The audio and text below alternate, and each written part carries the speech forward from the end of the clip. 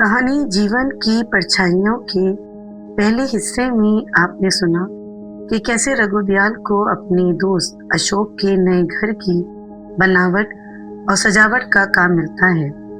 उस नए काम से उसको क्या कुछ हासिल होता है और क्या होती हैं उसके जीवन की अगली परछाइयाँ।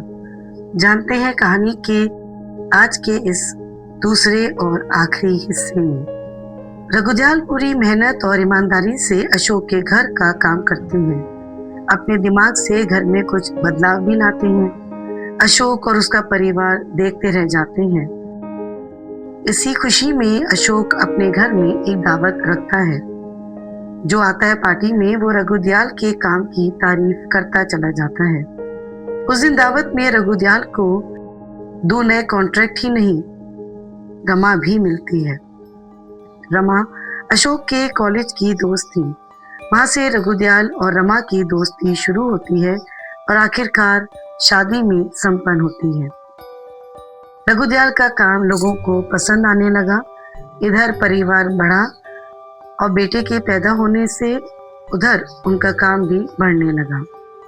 उनको कई कॉन्ट्रैक्ट मिलने लगे जिससे उन्होंने बहुत पैसा कमाया। आखिरकार रघुदयाल ने रमा के साथ चर्चा करके अपना फर्निशिंग का एक ब्रांड बनाया और उसी का काम शुरू कर दिया। बेटा भी बड़ा होने लगा था। रघुदयाल को कॉन्ट्रैक्ट का काम और बिजनेस देखना था और वह उसको बड़े ध्यान से संभाल लेते थे। अब उनका नाम शहर के बड़े लोगों में था। धीरे धीरे उन्होंने बिजनेस को पक्के तरीके से जमा लिया और आगे बढ़ाया। अब उनका बेटा बड़ा हो गया था और पिता के काम में हाथ बटाने लगा। तभी पानी को एक तितली छू कर उड़ती है और परछाई एक अधेड़ रईस आदमी की उभर आती है।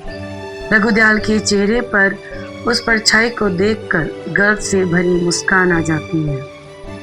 वे भगवान को धन्यवाद देते हैं कि उन्होंने उनको कितना कुछ दिया, पैसा, रमा जैसी जीवन साथी, जिम्मेदार बेटा और काबिल बहू जिसने बिजनेस को अपनी पढ़ाई और समझदारी से आगे बढ़ाने में मदद करी, और एक प्यारी सी पोती भी।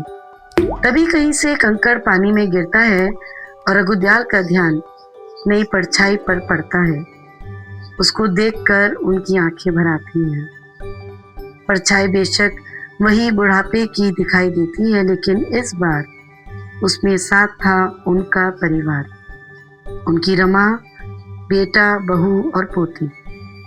रघुदयाल के जीवन की यह परछाई उनके जीवन की सबसे सुंदर परछाई थी।